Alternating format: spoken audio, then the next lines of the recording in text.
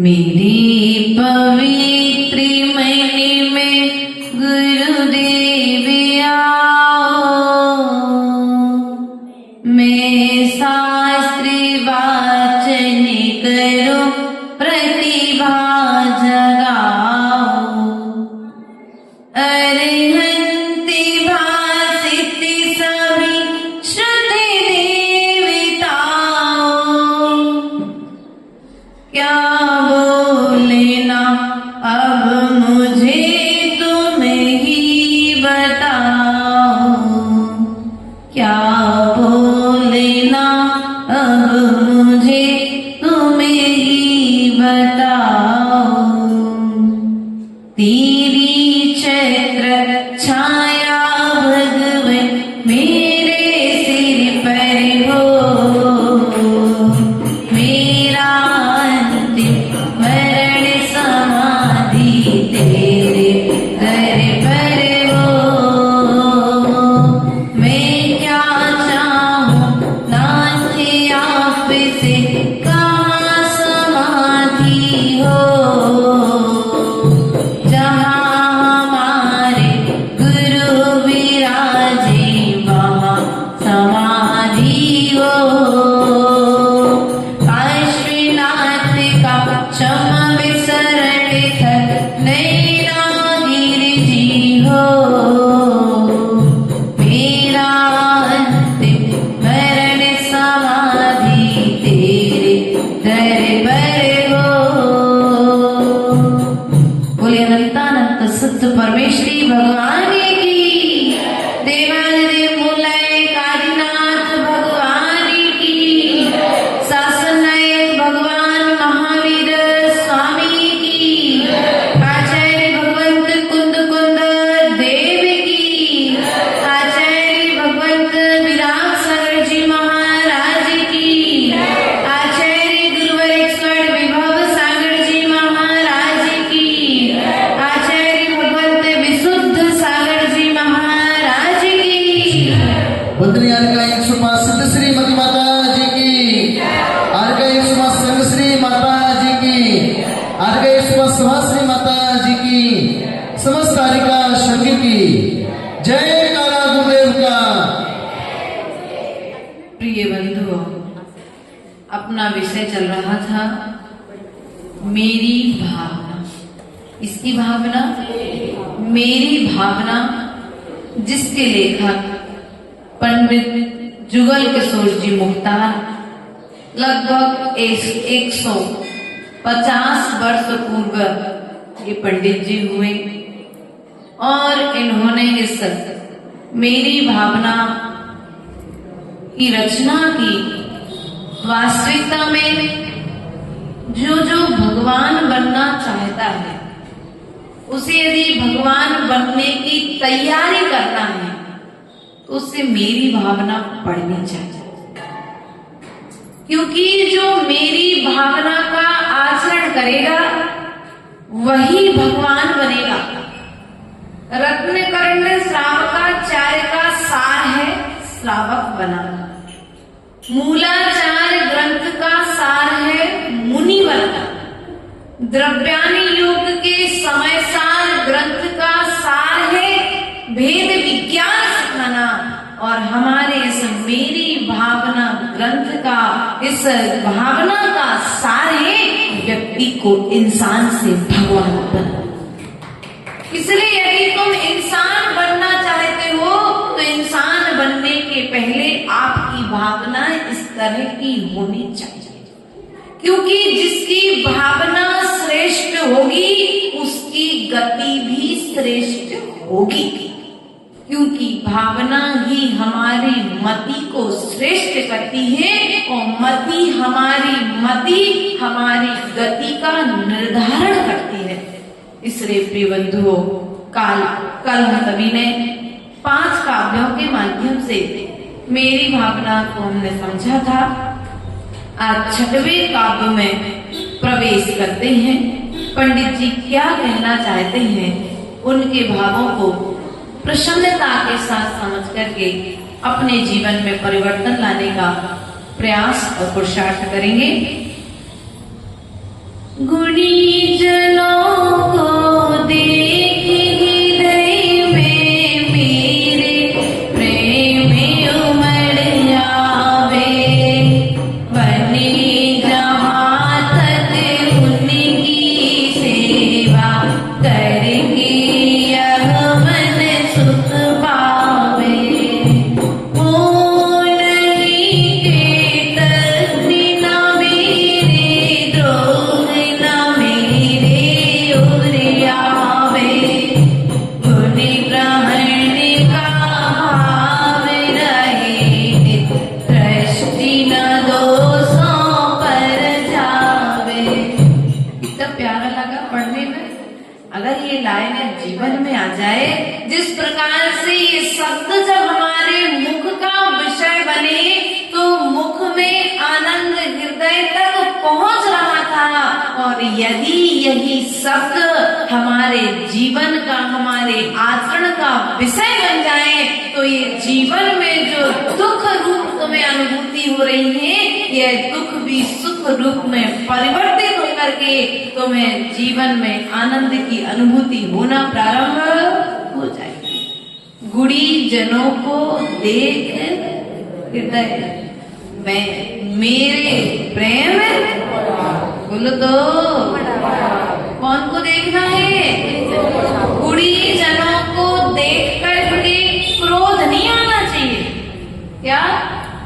गुणी जनों को देख करके क्रोध नहीं आना चाहिए। गुणी जनों को देख करके ईर्ष्या का भाव उत्पन्न नहीं होना चाहिए। गुणी जनों को देख करके वैर भाव उत्पन्न नहीं होना चाहिए, बल्कि गुणी जनों को देख करके हृदय में प्रेम उमड़ना चाहिए। और होता क्या है, गुणी जन आ जाए, अरे अभी तो आए थे महाराज जी, फिर आ गए, कहाँ तक चौका लगाए हैं। अरे सम्यक दृष्टि नहीं सोचता, लेकिन जो अभी सम्यक को प्राप्त नहीं हुआ है, वह श्रावक जैसा विचार करता है, हम कब तक चौका लगाएंगे, हम कब तक वैयावृत्ति करेंगे, हम कितना स्वाध्याय सुनने के लिए जाएं, हम कितनी वैयावृत्ति करने के लिए जाएं, अब तो हम थक गए, अब हम ये धर्म कर्म करने वाले, ऐसा विचार करते ना मिथ्या दृष्टि लोग, जो भी सम्यक को प्राप्त नहीं हुए हैं, जिन्हें सम्यक दूरदर्शन रूपी रत्न की महिमा का ज्ञान नहीं है, वे जीव गुणी जनों को देख कर के मुख को मलान कर लेते हैं, वे अपने मुख को मोड़ लेते हैं, वे अपने मुख, उनके मुख पर रेखाएं खिंच जाती हैं क्लेश की। अरे ये वो महाराज जी नहीं है जिनको हम चाहते थे, ये तो दूसरे वाले आ गए। अब क्या होगा, हम नहीं जाते भैया उनके पास में। क्या हम उनके पास नहीं जाएंगे, उनकी क्लासों में नहीं जाएंगे, उनको चौका नहीं लगाएंगे, लेकिन जिनको हम पसंद करते हैं और यदि वे आ जाएंगे तो उनकी सेवा में वैयावृत्ति में कोई कमी भी नहीं रखते हैं। लेकिन आचार्य यहाँ पर पंडित दौलतराम, यहाँ पर पंडित मुख्तार जी कहते हैं, युगल किशोर जी कहते हैं कि देखो भैया ध्यान रखना, साधु तो साधु है, सभी के 28 मूल गुण है, एक भी मूल गुण किसी के पास में भी कम, लेकिन हम गुणी जनों को देख करके क्या करते हैं, मुख को मलान कर लेते हैं, मुख मोड़ लेते हैं, और कई कई श्रावक तो ऐसे देखने में आ जाते हैं कि मन मंदिर में साधु बैठा रहेगा उन्हें नमोस्तुमी नहीं करेंगे। अब बताओ तुमसे तो 2 गुण ज्यादा है कि नहीं है प्रीतेश? आ जाओ, इधर थोड़ी सी जगह है, थोड़ा सा फैल के बैठ जाओ। 10 आपसी में आ जाओ ना, बीच वाली जगह खाली है, क्यों इतना परेशान हो गया? आ जाओ, बहुत बड़ा हाल है, सब बन जाओगे अपन लोग। ऐसे आओ प्रिया, इधर सामने आओ, आ जाओ दोनों माता, ये लाइन बीच में ना महिलाओं की। अब सब बन गए, अच्छे से फैल के बैठो, खूब जगह है अपने पास में। तो क्या करे, बुरी जनों को देख कर भी प्रेम मरना चाहिए। लेकिन क्यों? तुभ्यम के पापा प्रेम कब बढ़ता? जब तुभ्यम सामने होता है तब, कि पत्नी सामने होती है तब। सबसे ज्यादा प्रेम कब बढ़ता? जब तुभ्यम के पापा के सामने जब तुभ्यम होता है तब तुभ्यम को देख करके तो प्रेम बढ़ता है। लेकिन गुरीजन जो साधु तुम्हारे नगर में आए हैं, सम्यक दर्शन से सहित आत्मा ब्रह्मचारी त्यागी प्रति तुम्हारे नगर में आए हैं, उनको देख करके तुम्हारे भीतर में प्रेम का भाव आ रहा है कि नहीं आ रहा है? यदि प्रेम का भाव आ रहा है तो समझ लेना सम्यक दर्शन से सहित हो, और यदि द्वेष का भाव आ रहा है तो समझ लेना भी तुम सम्यक दर्शन से सहित। तुम्हारे पास में भी सम्यक दर्शन नहीं है, क्योंकि राजा सैनिक ने मुनि मुद्रा को देख करके नमस्कार किया था। भले ही वे स्वर्ग के देव उसके सम्यक दर्शन की परीक्षा लेने के लिए आए थे, लेकिन पहले क्या किया? नमस्कार किया। पहले वात्सल्य अंग का पालन किया, और वात्सल्य अंग के पालन के पश्चात उपगुहन अंग का पालन किया, और उपगुहन अंग का पालन करने के पश्चात उसने क्या किया? स्थितिकरण अंग का पालन किया था। जब तक वात्सल्य नहीं है तब तक उपगुहन और स्थितिकरण भी रहने वाला। यदि वात्सल्य नहीं है तो निसंचित निकांक्षित आदि अंग भी बनने वाले नहीं है। जो सम्यक दृष्टि होगा वो प्रफुल्लित होगा पूजा करते श्रावक को देख करके, उसे प्रसन्नता होगी अभिषेक करते हुए श्रावकों को देख करके, उसे प्रसन्नता होगी स्वाध्याय करते हुए श्रावकों को देख करके।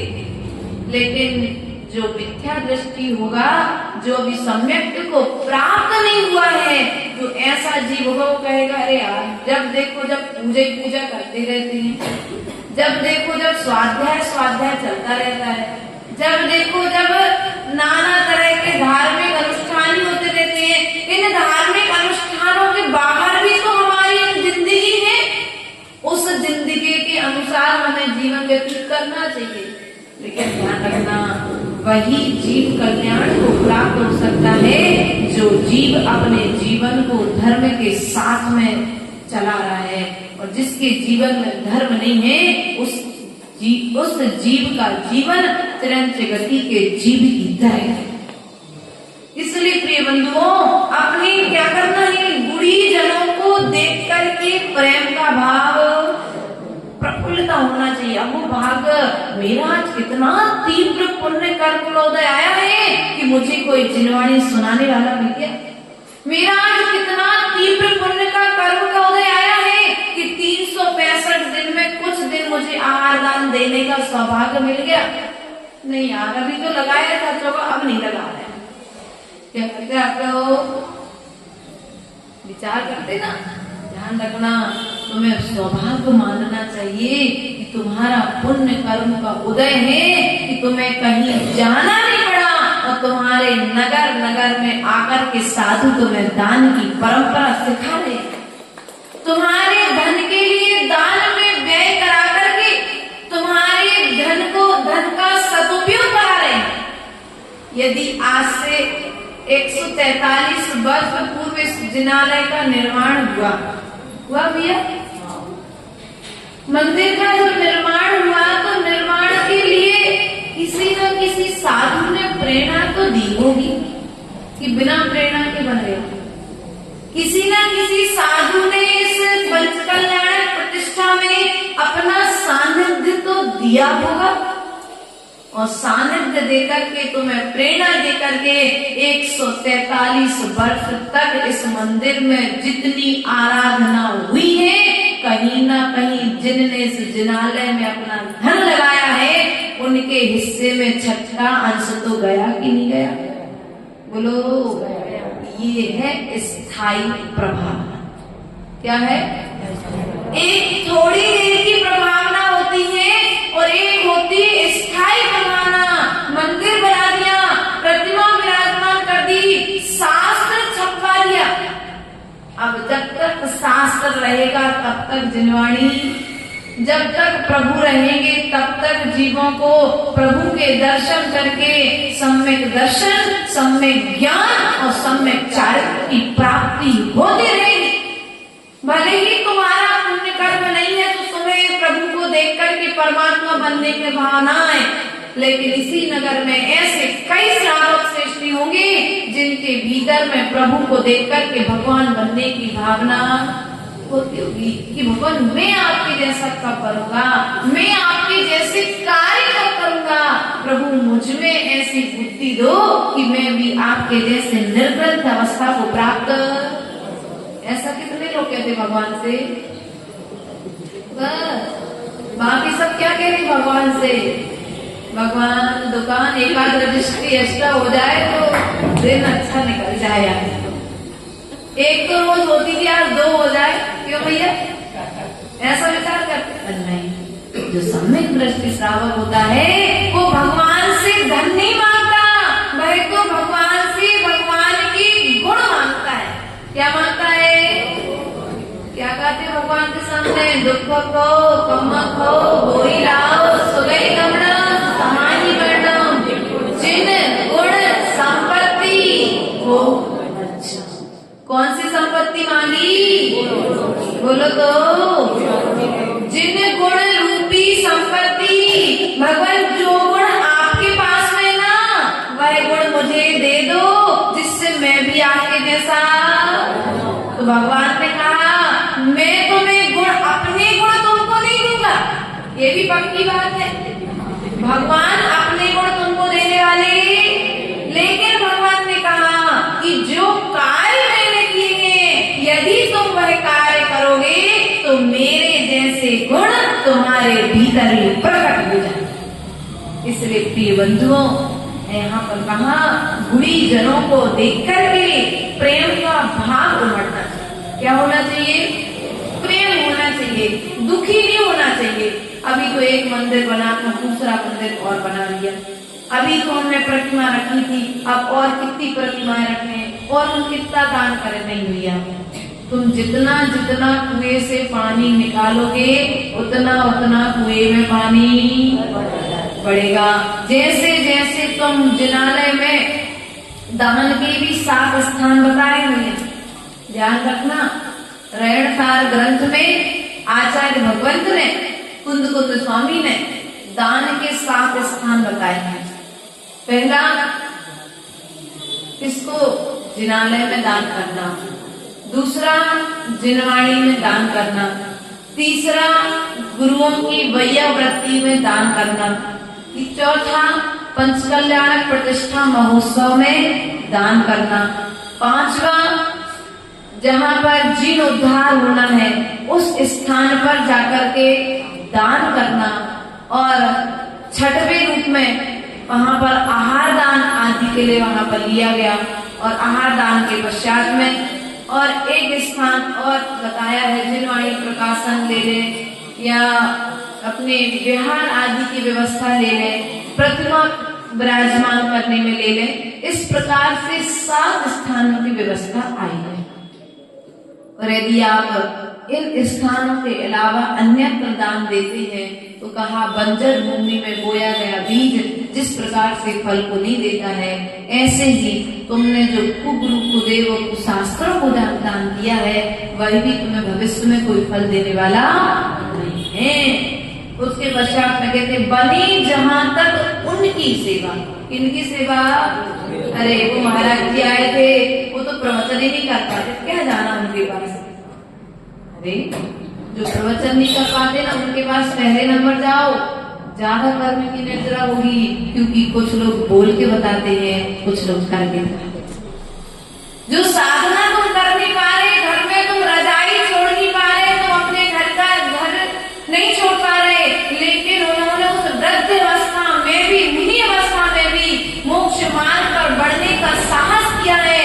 ऐसे मुनियों की व्रतियों की सेवा करने का यदि सौभाग्य मिल जाए तो कभी पीछे नहीं हटना, अपना सौभाग्य मानना कि जिनका कोई करना नहीं चाहता उनकी सेवा करने का सौभाग्य मुझे आज प्राप्त हुआ है। बने जहां तक उनकी सेवा करके यह मन, बोलो तो, अरे चौका तो लगा लिया था, बड़ा परेशान हो गया। अब अगली बार से मैं लगाना, तुमने धार्मिक कार्य किया, दान दिया मंदिर में, साधु की भैया वृत्ति में, लेकिन बाद में फिर मुख को मलान कर लिया। अरे सब लोग कह रहे थे तो ले भी बोली, हमारी थोड़ी ना गुंजाइश थी। अब तुमने क्या किया, लेने के पश्चात में अपने भीतर में जबरदस्ती बोली दिला दी, हमारी तो कोई भावना ही नहीं थी। ऐसा करके क्या किया, आपका कोई नहीं था ना चौका लगाने वाला, सो हमने चौका लगा लिया। बाकी हम तो उन महाराज माता जी को चौका लगाते ही नहीं है। क्या हुआ, बोलो तो, आहार दान तो दिया, लेकिन आहार दान का फल नहीं मिला। कोई नहीं था बिहार कराने वाला, सो हम चले गए थे। बाकी हम थोड़ी ना जाते हैं। क्या किया, पुण्य करते हुए भी उस पुण्य का फल तुम्हें प्राप्त नहीं हो रहा, क्योंकि व्यक्ति अपने भावनाओं से पुण्य करता है और अपनी भावनाओं से ही पाप का अर्जन करता है। इसलिए वह भावना करो जिस भावना को करने से पुण्य का अर्जन हो, उस पुण्य को करते हुए भी पाप का अर्जन। अरे आज सौभाग्य तो मानो, जब वो दूसरे महाराज आए तो उनके साथ इतनी भीड़ थी कि हमें उन महाराज से बात करने तक का समय नहीं मिला। आज मेरे पुण्य कर्म को उदय कितना तीव्र आया है कि महाराज का कमंडल पकड़ने का सौभाग्य मिल गया। कितना पुण्य का उदय आया है कि हर बार तो नगर में होड़ लगी रहती थी चौकों की, लेकिन इस बार देखो किसी ने नहीं लगाया, तो मुझे सौभाग्य मिल गया। आज देखो शांति धारा में कोई नहीं था ना, तो गोली लेने का सौभाग्य मुझे मिल गया, वरना रोज कहाँ मिल पाता, बड़े बड़े लोग रहते हैं। सौभाग्य मान करके यदि कार्य करोगे, वैयवृत्ति करोगे, तो वह की गई वैयवृत्ति कर्म निर्जरा का कारण बनेगी। और यदि कार्य करते हुए मुख को मलान करोगे, मन को छोटा करोगे, तो उसका फल मिलने वाला नहीं है। बने जहां तक अपनी शक्ति के अनुसार, क्या कहा दीपक भैया, अपनी शक्ति के अनुसार, ऐसा ने आचार्य भगवंत ने कहा है, अपनी शक्ति के अनुसार व्रत, नियम, संयम और दान। अपनी शक्ति के अनुसार व्रत धारण करो, अपनी शक्ति के अनुसार नियम धारण करो और अपनी शक्ति के अनुसार व्रत दान करो। शक्ति नहीं है और शक्ति से अधिक भी यदि दान करोगे तो वो भी तुम्हारे लिए भविष्य में दुख को देने वाला। शक्ति नहीं है, शक्ति तो थी एक उपास की, लेकिन देखते देखते कर लिए 10 उपास, अब कर तो लिए, तो 11वें दिन बोतल चढ़ेगी सीधी। क्या होगा, बोतल चढ़ेगी भी चढ़ेगी, या फिर बीच में एलोपैथिक दवाई लेनी पड़ेगी, कुछ दिन बाद एलोपैथिक दवाई लेकर के फिर ताकत की दवाइयां लेकर के ताकत इकट्ठी करनी पड़ेगी। नहीं किया, जितनी शक्ति है उतना धर्म करो, शक्ति से ज्यादा यदि धर्म करोगे तो वह धर्म भी तुम्हारे लिए कहीं ना कहीं क्लेश को देने वाला। इसलिए जितना धर्म करने से क्लेश ना हो, अपनी शारीरिक शक्ति को नाप लो, अपने तिजोरी के धन को देख लो कि घर परिवार का बैलेंस भी ना बिगड़े। क्या, परिवार का बैलेंस भी ना बिगड़े, समाज में भी हमारी प्रतिष्ठा बनी रहे, ऐसा दान करते रहना। ऐसा त्याग करते रहना, ऐसा नहीं कि शक्ति से ज्यादा दान पुण्य करते रहे, व्रत नियम संयम का पालन करते रहे और भविष्य में जाकर के फिर क्या हुई, तकलीफ हुई, दुख हुआ। सुकार्य तो कर रहे लेकिन भीतर में संक्लेश उत्पन्न होगा। इसलिए बने जहां तक उनकी सेवा, किनकी सेवा, सम्यक दर्शन, सम्यक ज्ञान और सम्यक चारित्र से जो सहज है, ऐसे धर्मात्माओं की सेवा, ऐसे धर्म आयतनों की सेवा, धर्मात्मा और धर्म आयतन की सेवा कैसे करना है, अपनी शक्ति के अनुसार। हूँ नहीं कृतज्ञ कभी मैं, क्या द्रोह न मेरे और आप। कभी किसी को धन्यवाद दिया आपने, नहीं दिया। भगवान को धन्यवाद दिया है? भगवान को धन्यवाद दिया आपने कि अपने माता पिता को कभी धन्यवाद दिया? क्यों बच्चों, आप लोग यहाँ विराजमान हो, कभी आपने अपने माता पिता को धन्यवाद दिया? नहीं दिया। अपने स्कूल के टीचर्स को धन्यवाद दिया? नहीं दिया। आपने अपनी सासू माँ को धन्यवाद दिया? अपने पति को कभी धन्यवाद दिया? प्रिया, नहीं दिया।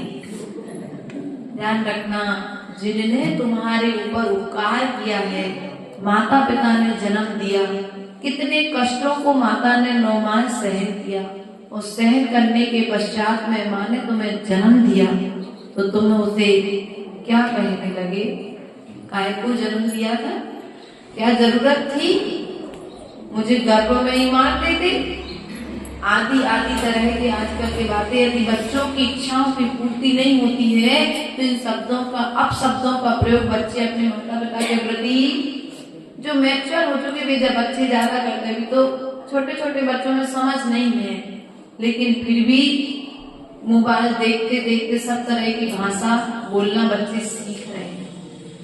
इसलिए कभी भी जब अपने माता पिता के पास में पहुंचो ना बेटा, ओ बच्चों ध्यान सुनना, जब आज घर जाना और अपने माता पिता को धन्यवाद देना, क्या कहना, मम्मी और पापा आपका बहुत बहुत धन्यवाद कि आपने मुझे जन्म दिया और जन्म देने के पश्चात मुझे जैन कुल के संस्कार दिए, मुझे जिनेंद्र भगवान की शरण में भेजा, आपने मुझे गुरुओं की शरण में भेजा, मुझे आपने बार बार पाठशाला भेजा, इसलिए आपका धन्यवाद।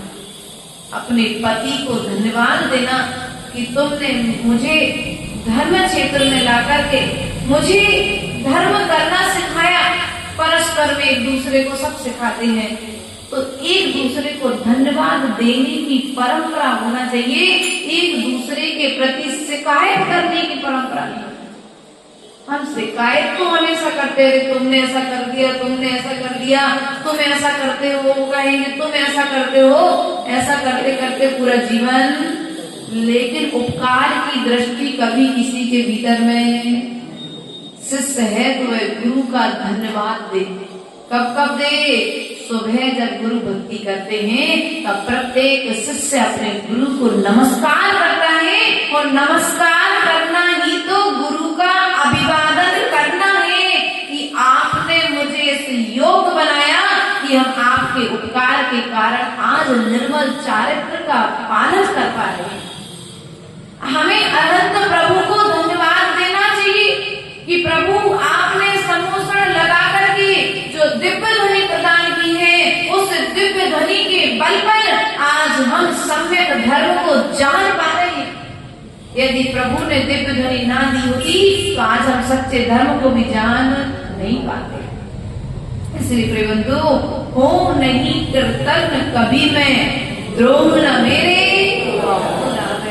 द्रोह अर्थात हमारे भीतर में कभी क्रोध नहीं आना चाहिए, कभी बदला लेने का भाव नहीं आना चाहिए, उपकार का भाव आना चाहिए, गुण ग्रहण का भाव रहे नित, दृष्टि न दोषों पर। अरे माता जी, ये तो हो ही नहीं सकता। हम और मंदिर में आए और लोगों के दोष ना देखें, ऐसा कैसे हो सकता है? ये तो संभव ही नहीं है। आज प्रत्येक प्राणी की मना स्थिति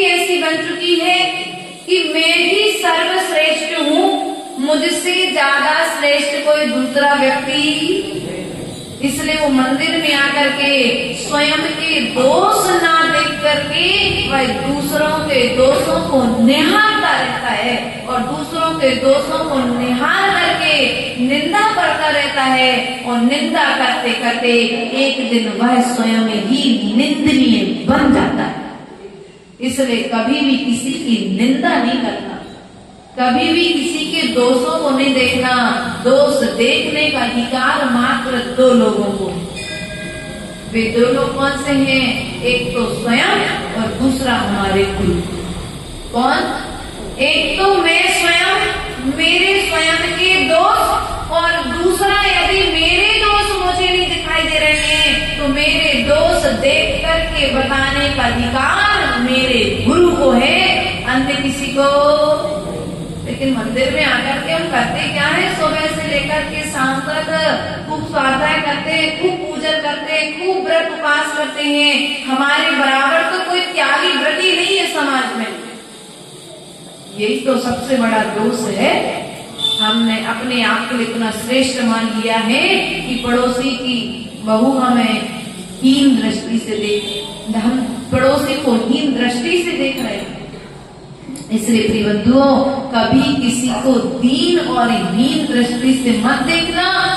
बन सके तो दूसरों के गुणों को निहारने का प्रयास, दूसरों की अच्छाई को देखने का प्रयास करो।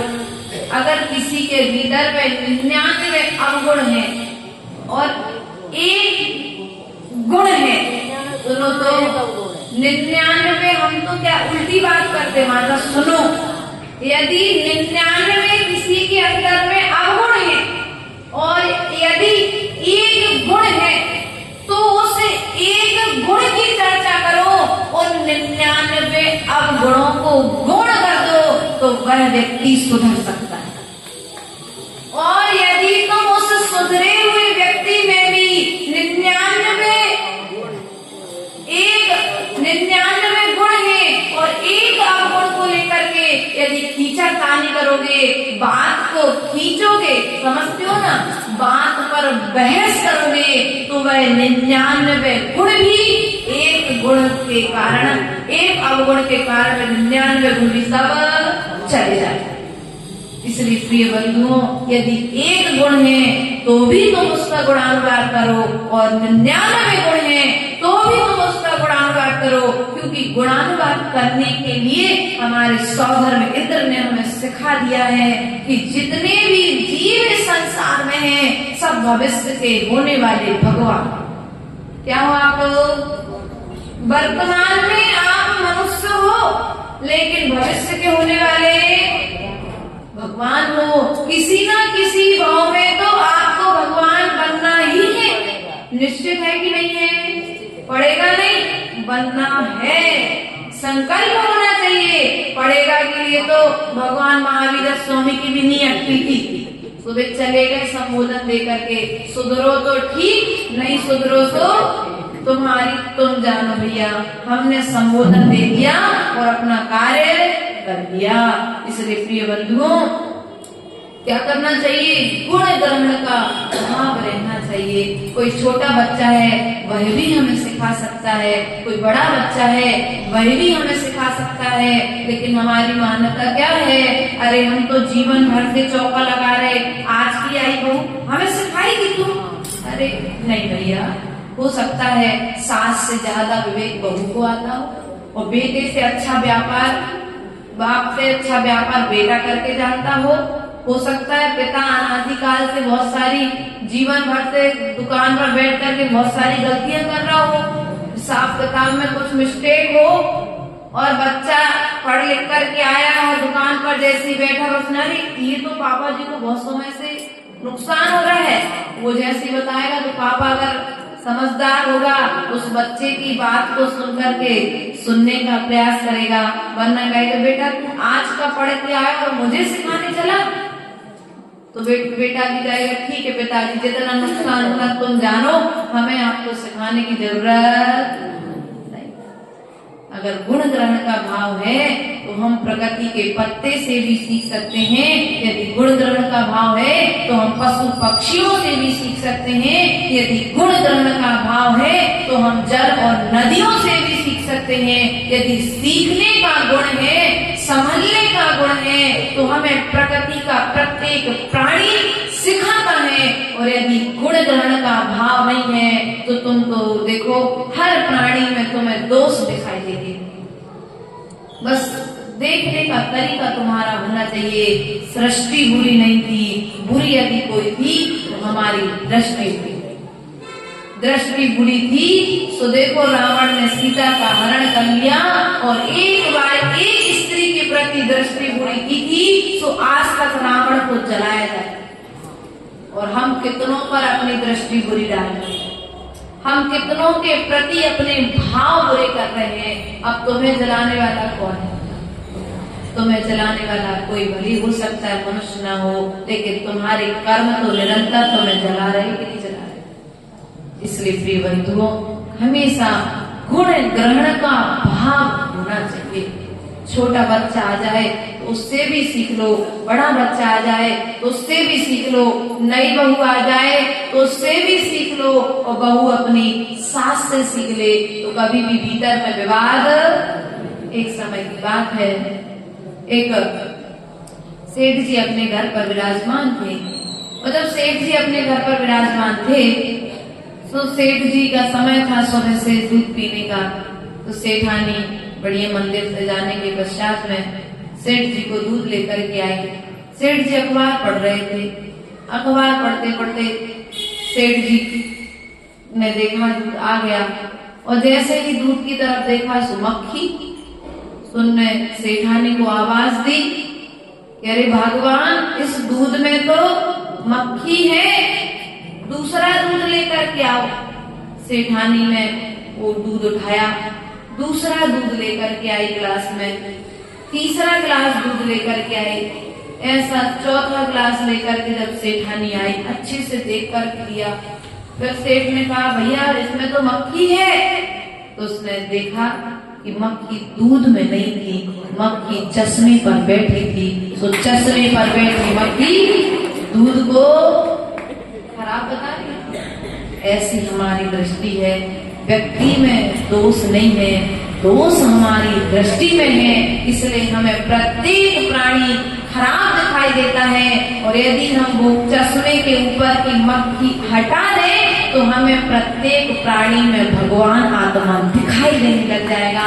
मात्र अपनी दृष्टि बदलने का प्रयास करो, सृष्टि तुम्हारे कल्याण में, तुम्हारे स्वागत में खड़ी है। गुण ग्रहण का भाव, कैसा भाव? गुण ग्रहण का भाव होना चाहिए।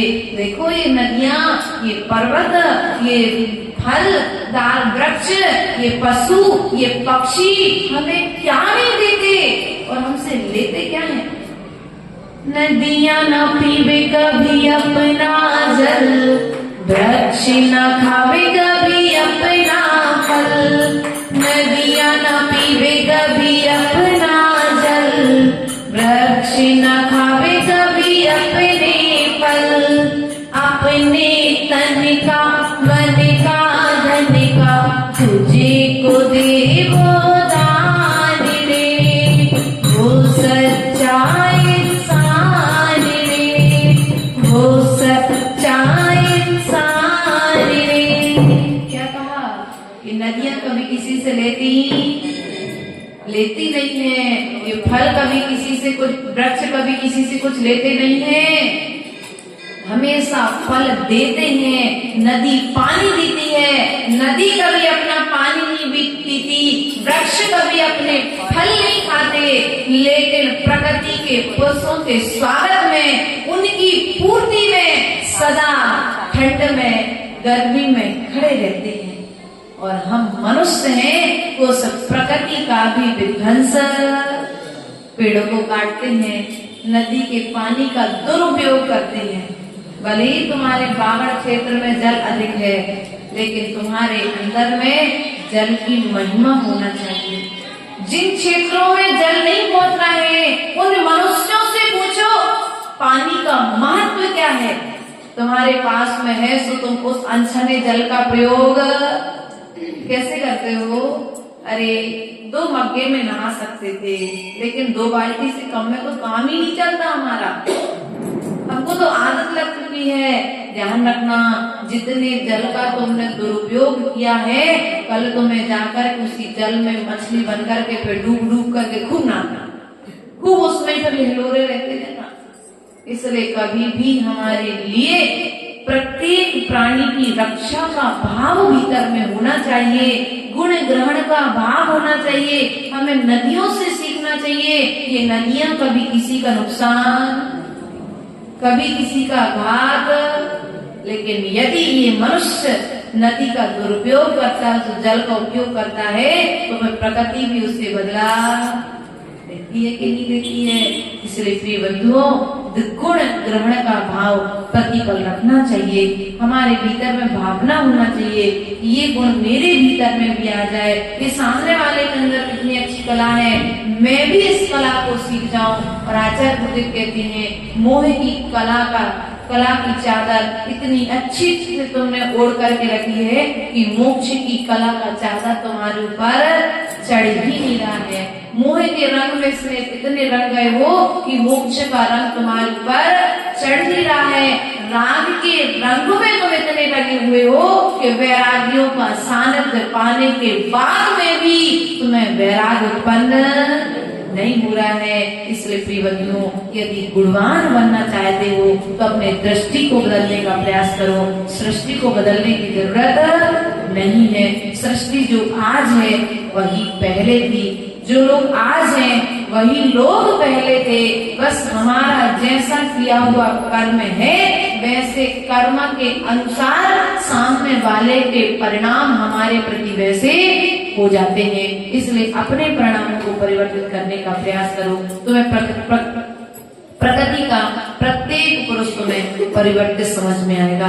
इन्हीं भावनाओं के साथ बोले महावीर भगवान परम पूज्य आचार्य गुरुवर विभव सागर जी महाराज की जन जीवन का अंत हो मेरे सामने संत हो मेरे होठों पर ये अंत हो महावीर का वह पंथ हो जितवाणी की ज्ञान से सूझे लोकालो सो वाणी मस्तक रहो सदा देते हो दो जितवाणी भार दीवा तो निज मोदिन रे जो तेरा शरणागत रे सो भावे सुख से देव बनो हरिहंत गो गुरु सेवा निरंतर दया धर्म पालो सदा यही मोक्ष का पथ। ओम विमरम से मुकुट भाव सरस्वती प्रतिमानि कर्ण द्रव्यानि उपवर्गन पामिति ही धरती के देव दिगम पर तुम्हें नमन मेरा तेरे पद चिन्हों पर गुरुवर कहे गमन मेरा। भारत की चैतन्य धरोहर जिन मुद्राधारी महावीर की महाविरासत प्राणों से प्यारी। ओम प्रेमानंद जन्म को ओम ब्रह्म नमो आय नरसिंह आचार्य परमेश्वरी कुंद कुंद स्वामी समत्व स्वामी पूजपा स्वामी रविशरण स्वामी अमित गति स्वामी शिवकोटि स्वामी समस्त पूर्वाचार्य वर्तमान आचार्य विद्यासागर विराट सागर विशुद्ध सागर विभव सागर जी 2.5 दिव्य विराजमान 3 कम 9 करोड़ मुद्दे जाति वरे फिर हमारे जो हमने पाम आएगा महानुभाव। कल इस प्रांगण से माता सूचना आपको मैं प्रदान कर रहा हूँ। कल इस प्रांगण से माता जी के मंगल प्रवचन नहीं होंगे। कल न्यू लोक सेंट्रल पब्लिक स्कूल में गणतंत्र दिवस के पावन अवसर पर माता जी के दिव्य देशना बच्चों को एवं बड़ों को सभी को प्राप्त होगी। तो पूज्य माता जी के मंगलमय देशना न्यू लोक स्कूल में संपन्न होगी। ऐसे तो ठीक प्रातः 9 बजे पूज्य माता जी की दिव्य देशना वहाँ प्रारंभ हो जाएगी और 8:30 बजे हम सब ढोल के माध्यम से पूज्य माता जी को लेकर वहाँ पर चलेंगे। ये सब जानकारी आपको प्रदान कर रहा हूँ। साथ में न्यू लोक सेंट्रल पब्लिक स्कूल के संस्थापक सदस्य एवं अपने पूरे परिवार के साथ आए हैं, वो पूज्य माता जी के चरणों में तुम्हारा बदनामी करते हुए मंगलमय निवेदन कर रहे हैं और श्रीफल अर्पित कर रहे हैं। ये माता जी कल की दिव्यदेशना बच्चों को एवं बड़ों को गणतंत्र दिवस की भावनाओं से प्राप्त हो सके, ऐसी भावनाओं को लेकर के विषयों की आशा नहीं जिनके काम भाव धन लौटते हैं, मरते हैं साधक में हम किस दिन तक पर रहते हैं, स्वामी प्राण की कठिन तपस्या बिना भेद जो करते हैं, ऐसे ज्ञानी साधु जगत के सुख शब्दों को हरते हैं। ओम ब्रह्म शुभ शौनम वंदे हरिकाय समाजम सिद्ध श्री माता जी, संत श्री माता जी, समाज श्री माता चंद्र तुम्हारा दोस्तों त्रिवर्णगामी करते हुए निर्बलादी हरिभर दरबार की स्वाहा। हे माता जी वंदामी